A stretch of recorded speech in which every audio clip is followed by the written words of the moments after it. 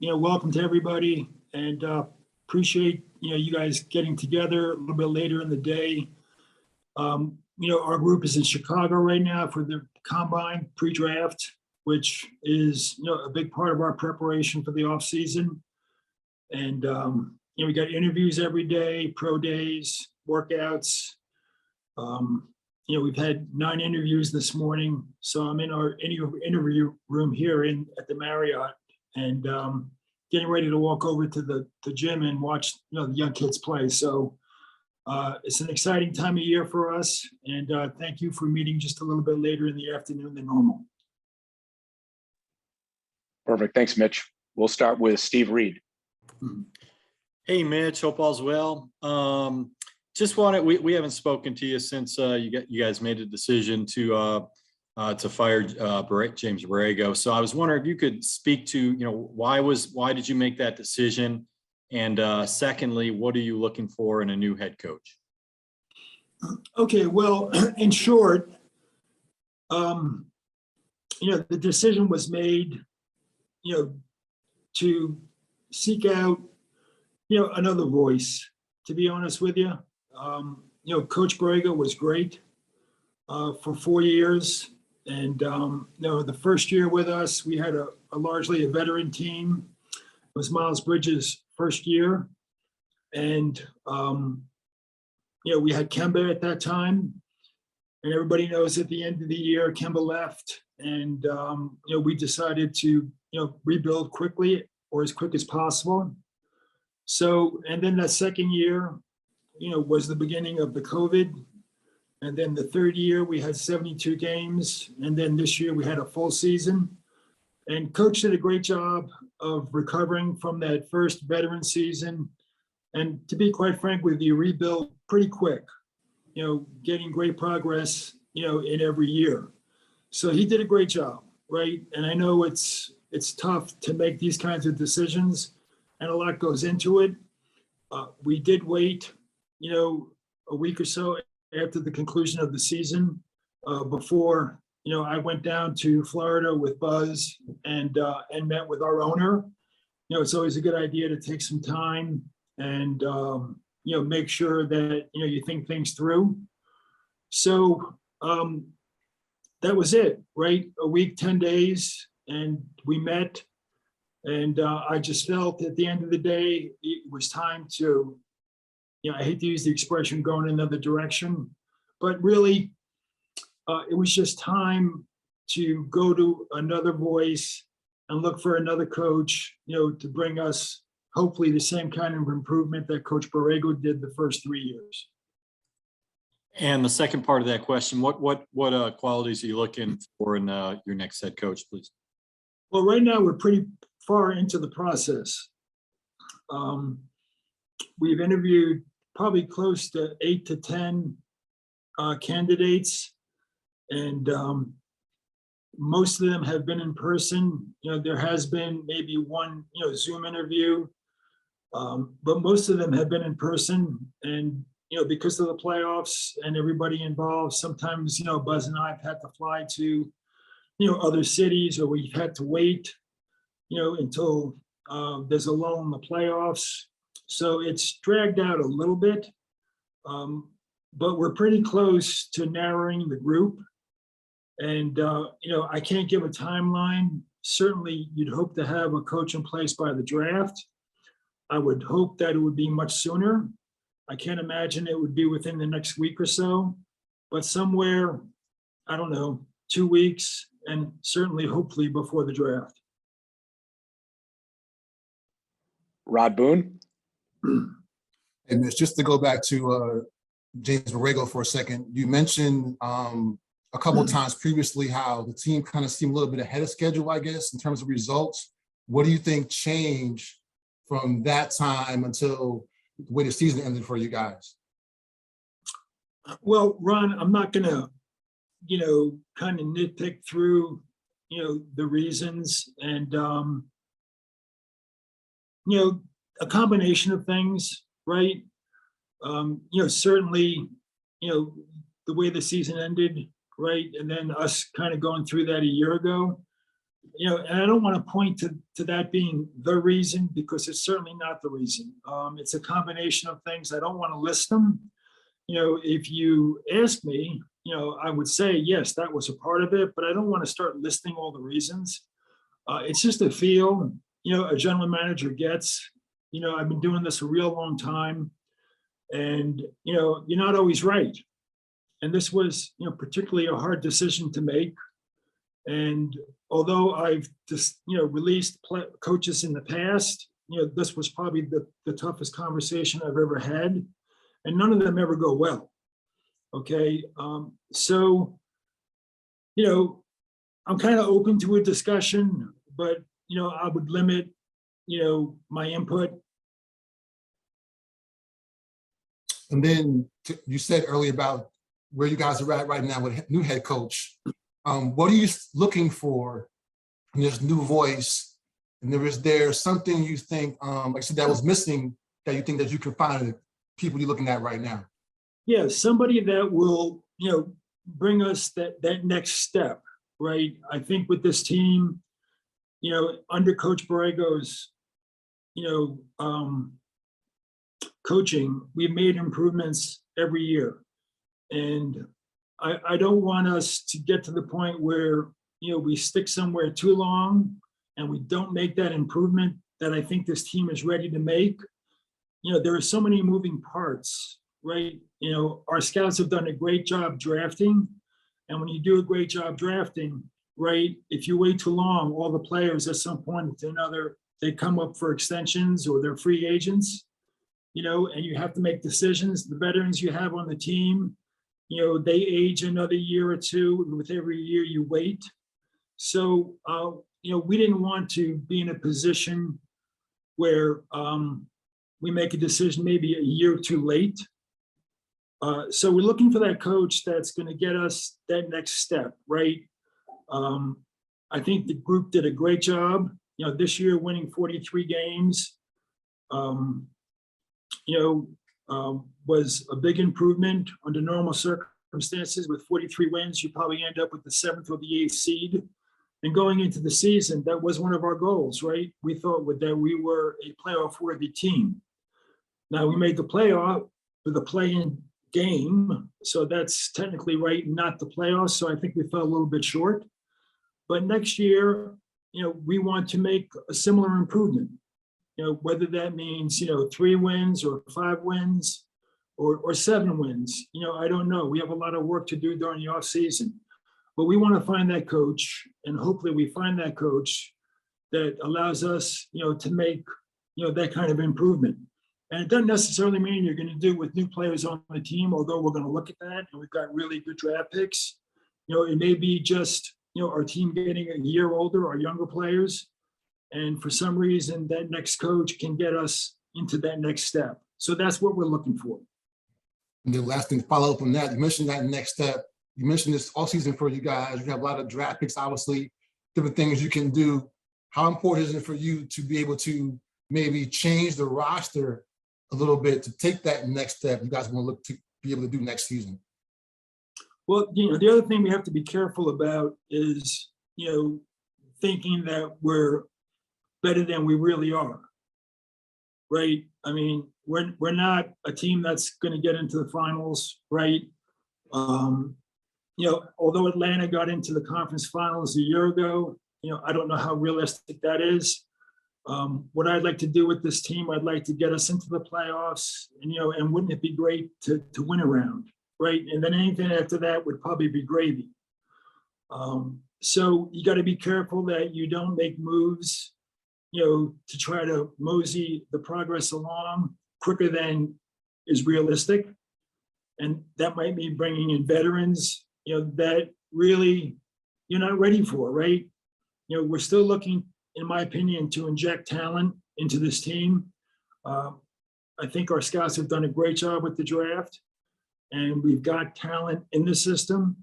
And I think everybody knows this year we have the 13th pick in the draft and the 15th pick in the draft, and we also have the 45th pick in the draft. So, we can do it again. And it's not to say that, we're going to use all those picks in the draft. It's good currency.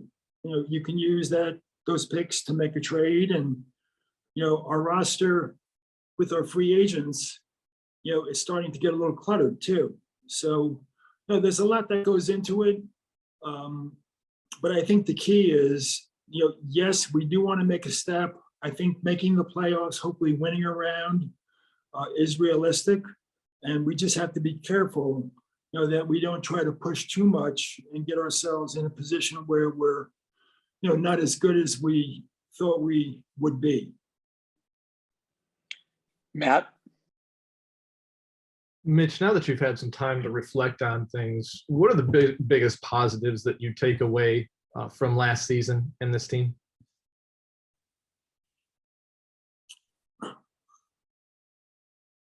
Well, winning 43 games, right? That's an accomplishment, based on where we were 2 years ago.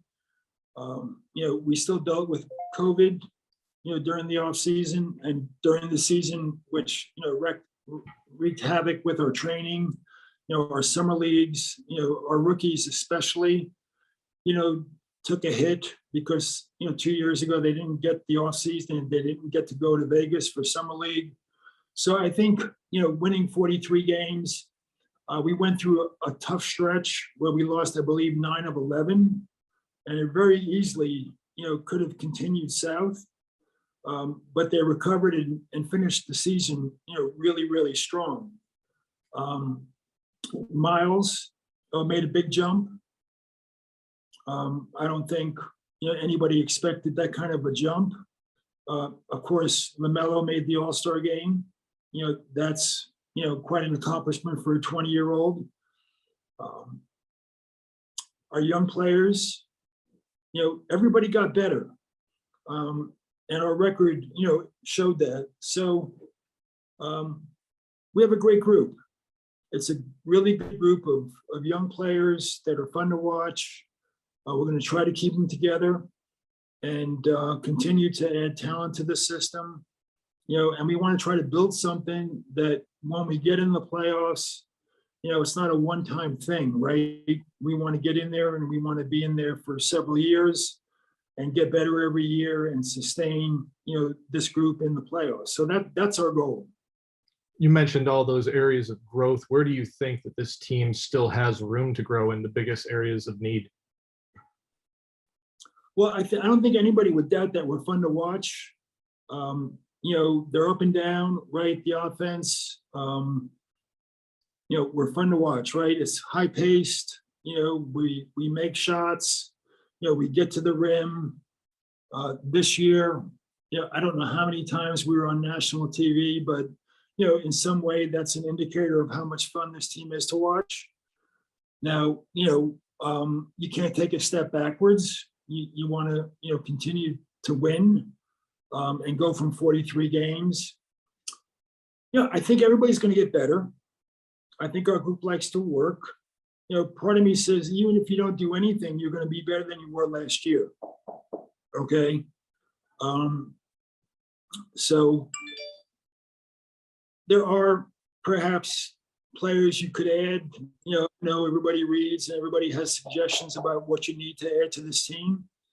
But, we might have those players on the bench. Thank you. Scott Fowler? Mitch, what is Miles Bridges' situation? You mentioned his leap, and I know he's a restricted free agent. Are you committed to keeping him long-term? Yeah, Miles is a restricted free agent, right? Which means that, we can match any deal that anybody else brings to us. And our intention is to keep Miles long-term. Yes, he's a big part of our future. And I wanted to ask you about LaMelo too. Although he did make the All-Star game in year 2, always a young player can improve. Where do you want him to improve in year 3? Well, I'm not worried about him, his work ethic and getting in the gym, right? He loves the game. He'll be in the gym. He'll continue to work on his game. I don't think that's a question. He does need to get stronger. And it may be hard for you to notice, but I think he's made some improvement over over his rookie year. He's gotten a little bit stronger. So I think he's got to get stronger, which obviously means he's got to get in the weight room. And, the next step is also to become a better two-way player. Offensively, he's just a joy to watch and a joy to play with. Managing, end of game, end of quarters, 2-for-1s, that part of the game.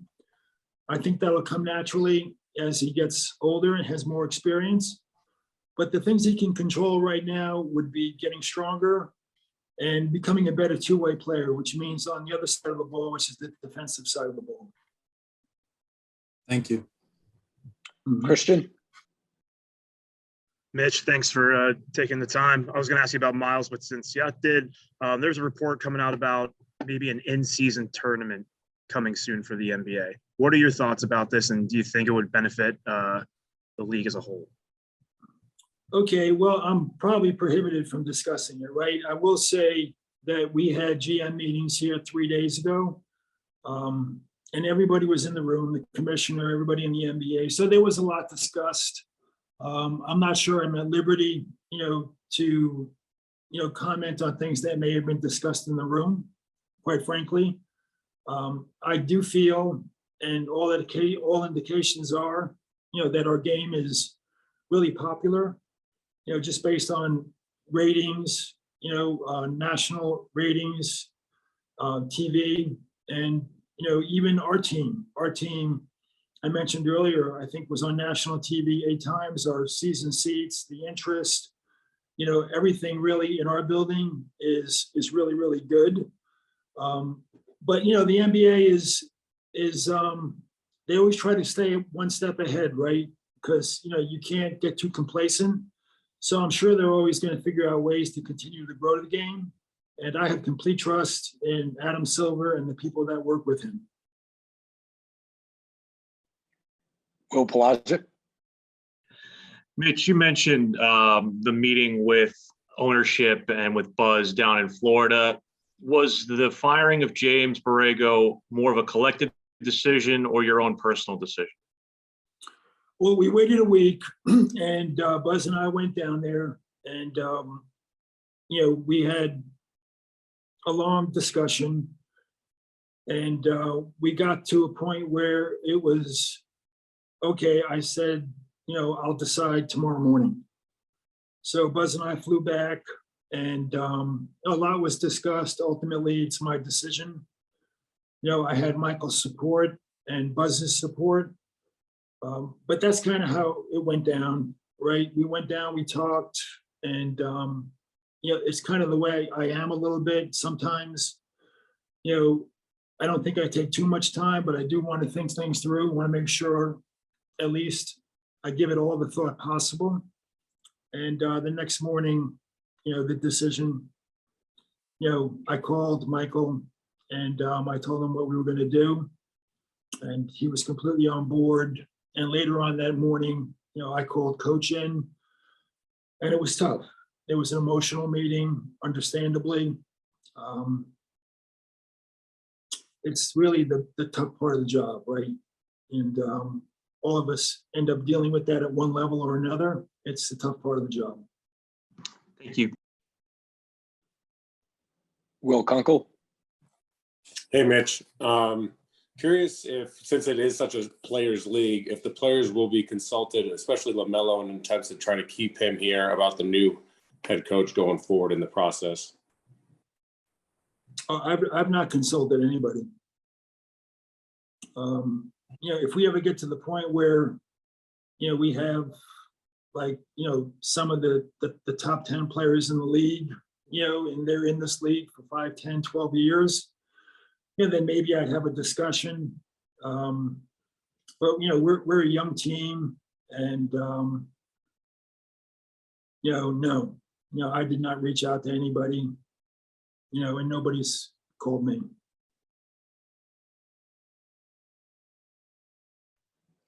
Walker?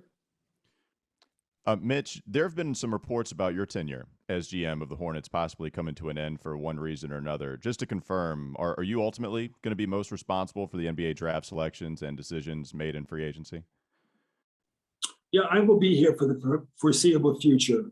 I've agreed with the Hornets, to continue to work, for years to come. I think the expression would be a multi-year deal. I'm thankful, right, to be still working in this league, going to meetings, with general managers and the commissioner and all these bright people at the league office, and watching this league grow, and, flying down and meeting with, Michael, and Buzz, and talking basketball with the best player ever to play the game. So I'm lucky to be in this position and to continue to do it. So for better or worse, I'll be here for the next couple of years. And just last one for me too. PJ Washington was rumoredly in trade discussions last season, as according or getting close to the trade deadline. He's extension eligible. You talked about Miles Bridges. Your intention is for him to be a part of the future. What can you say about PJ Washington and whether talks have been discussed about a possible extension for him? Well, there are other players that I could also discuss, to speak on the hypothetical, right? I'm not going to do that. I mean, Miles is a free agent. Cody Martin's a free agent. Montrezl Harrell's a free agent. Isaiah Thomas is a free agent. PJ Washington's eligible for an extension, right? So, I don't want to go down that road. We've got time on everybody that I just mentioned. In fact, the extension, discussion can continue into the fall with PJ. So, that right now is put on, I guess, the back burner. We've got the draft, and then we have, trade possibilities leading into free agency on July 1st. So. Thank you. But I will say this, I thought PJ took a big step this year. He fit into any role that we laid out there for him, whether it was off the bench or starting. And I thought, he became more dependable. And even now, the last 3 or 4 weeks here, he's been coming into the building and working out every morning. And, for a young player, I think he's taking that next step in terms of becoming professional. James? Hey, Mitch. Just a year on, wondering how you kind of reflect on the draft selections from last year and what you make of their season. Obviously, didn't get a lot of rotation minutes, but just a word on them. Yeah, it's a good question. Nobody really knows that much about the 3 players we drafted last year, and I remain very high on them.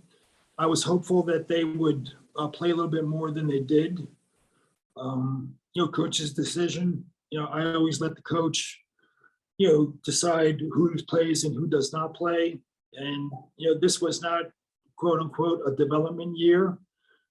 This was a year that when we started the season, we had, a goal of making the playoffs. And along with that becomes, some pressure, right, to play veterans and maybe not play the young kids as much. And maybe I shouldn't have said that at the beginning of the year, right? But I didn't think not saying it would mean much either, because I think it was just implied that, we made enough progress to contend for the playoffs. But that does put pressure, on a coaching staff.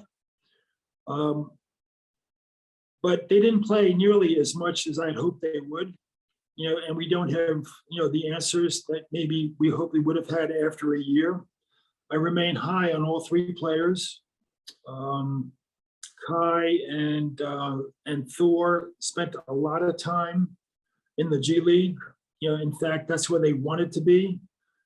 They did not want to sit the bench in Charlotte and watch the Hornets play. They wanted to go down there and play, right? And even James Bouknight, our highest pick in the draft last year, spent some time down there, and not as much as the other 2. And we kept him up here. So, the jury's still out. I'm very high on them, and I would hope that we would have had more information by now, but the off season is important for them. And just to check, do you expect all of them to play summer league? Yes, I was going to say, especially with the new coach, it's important that they all, get in the gym early, get to know the new coach and the new system, and they are all expected to play in summer league. Thank you. Skylar?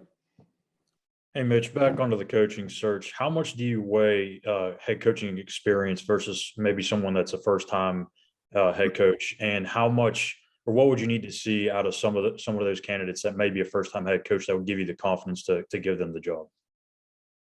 Yeah, I think that's a good question. It's a factor.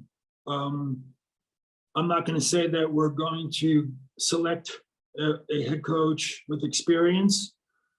I think you'd probably lean that way, right? If you're looking to make that next step and you don't want to waste a year or two, then you'd probably say, hey, it might be a good idea to go with, somebody that's proven. And, I could say that, I don't know if it's 60-40, 55-45, whatever, we would be leaning that way. But we've seen this year with a couple of assistants in Boston and in New Orleans that, hey, you can get us a young assistant, that can make a difference. So we are considering and we are interviewing, assistant coaches as well. Matt? Mitch, I know you said you're in Chicago. I was just wondering, what's your early assessment of the talent pool in this year's draft? Well, here they have what they call the elite camp, which is Monday, Tuesday. There are 40 players that 5 or 6 of them hope to get invited to the combine, which starts today. Okay, and the combine is going to have about 40 players, most of which will not be first-round picks, and probably a lot of them won't even be early second-round picks. There'll be players trying to get into the draft. I would think the top 30, they're here, they're getting interviewed. Some of them are getting physicals, but they won't play. That's just the way it is. They're representatives. They have pro days, and the pro day is run by the agent, and it's usually 1-on-0. So you just get to watch the players shoot a little bit, and maybe handle the ball a little bit. They don't play. Next week in California, they're going to do the same thing. The NBA has arranged for the West Coast to have 8 to 10 pro days. So we're going to head out there on Monday and attend pro days through Friday. But once again, those are 1-on-0 workouts. And most of those players, will be draftable players. But the top 10 players, you won't see, and the agents will probably really decide and, manipulate where those players will go work out and who will get the physicals and so forth and so on. So it's kind of a chess match. And, we just try to get as many players in as we can. In fact, a lot of the players that we've drafted, they did not come in for workouts. And it goes back to Malik Monk, Frank Kaminsky, Miles Bridges, PJ Washington. The agents, they kind of control, who comes in and who doesn't. So, we don't wait till the very end, to try to evaluate the players. We're out, a year ago, all this year, just in case, it comes down to it and a player won't come in, or you don't get a physical. You have to make decisions sometimes with, the information that's available, and sometimes it's incomplete. You mentioned also having the 13th and 15th pick as well as the 45th. Having those 2 first-round picks, what kind of options does that really open up for you as you get ready to head into the draft? Yeah, it gives us, a lot of options. Just looking at the way New Orleans started the season, right, with a protected pick, we thought for sure it was going to convert into 2 seconds. And then New Orleans, made a run. They got into the play-in, portion of the postseason, and they beat the Clippers and they beat San Antonio, and they got in, right? So on the very last day, that awarded us, their pick, and it was the 15th pick. So very, kind of a silver lining to the way our season ended, to be honest with you. Very disappointing season to end, the way it did for us. It's a young group, but still it was disappointing, but to get the pick, a day or two later was huge. It really was a big factor. And it's currency, right? You can move up in the draft. You could trade it for a player. You could add it with a player. You could use it. You could trade back. It gives you a lot of options to have two picks that are really in the top 15 or less. Thank you. We got time for a couple more. We'll go Steve Reed. Hey, Mitch, can I just clarify one thing on the coaching search? Are you guys all done at this point interviewing candidates, or do you have more candidates that haven't been reported on that you still want to talk to? And have you zeroed in on one guy? Can you kind of just give us a little more information on that? We are not done. I think it'll run into next week, maybe even later, right? Because next week we're going to be in California. But we have interviewed most of everybody that we intend to interview. There might be one or two more. And of course, you may end up revisiting and interviewing, some of the people, or at least your final candidates, more than once. So we're not done. I can't tell you that we're going to be done in 2 weeks, but we're hopeful that we have a coach in place by the draft. And quick question, follow up on, you said your extension, it is for 2 more years, is that correct? 2 more years? I think the expression that we use in this business is multi-year. Okay. We'll wrap it up with Rod Boone. Yeah, Mitch, I want to just clarify that too. You said multi-year extension. Does that mean you're going to be obviously in the same role, or is that something you're going to transition out of the same role? Or just want to make sure we clarify just that, where that's at. As far as I know, it's the same role. Okay. Same role. Okay. Same role. And then just after you mentioned the coaching search and where it's at with that, just so obviously, I guess you did it 4 years ago to get James Borrego in here, and you've done it previously. How much different is it for you now, if at all? I guess what have you learned for the process when you try to pick a head coach that maybe you didn't know previously? Yeah, it's not something you prefer to do, right? It's a lot of work. And of course, you're always wondering if you're going to get the right person, so, it's not something that I look forward to doing. But along the way, I end up spending time with, coaches, some of which I know, some of which I don't know, and I get to know them much better. You develop a relationship. And even with, assistant coaches that we've interviewed, it's great to sit down and get to know assistant coaches, from other staffs. You spend time with them, and you get to pick their brain a little bit. They pick my brain a little bit, and you develop a relationship. So a silver lining, to the whole process is, you really get to sit down with a lot of basketball people, veterans and not veterans, and you develop relationships. You learn things about coaching that maybe you didn't know. But it's not something, I look forward to. It's, you'd rather not have to deal with it during the off season. You'd rather keep it in place. But we were lucky. We had a good guy in place for 4 years. And I'm hopeful that the next guy we get will have in place, for years to come also.